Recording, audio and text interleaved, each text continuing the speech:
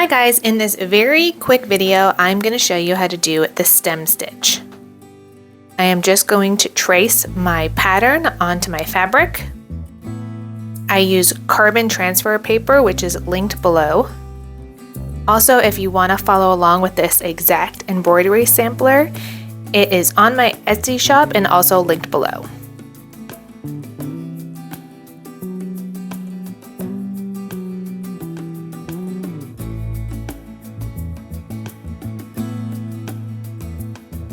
This transfer paper is super easy. All you do is trace your pattern and then it'll transfer right onto your fabric. I reuse mine a bunch, so I'm just going over my letters again with a heat erasable pen. I just need a new sheet of paper.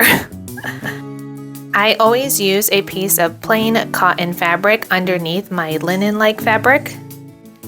It just makes the stitches a little more sturdy and so that the fabric doesn't bunch up. You don't have to do this, but I highly recommend. So the stem stitch, like the split stitch, is great for using for vines, flowers. You can even use it for lettering. It looks really pretty. You're going to start underneath the fabric like always. Go forward about 1 stitch length.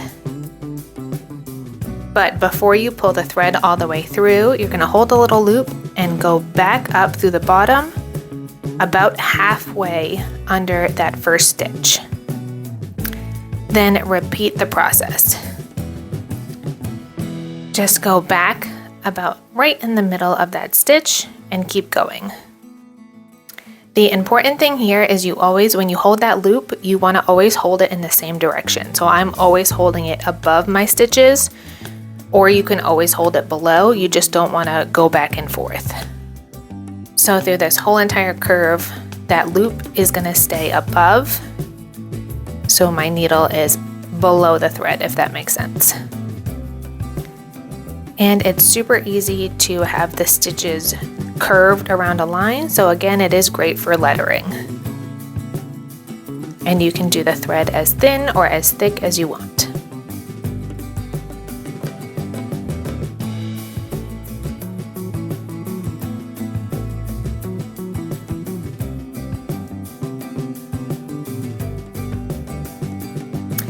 And that is it. You just learned another embroidery stitch.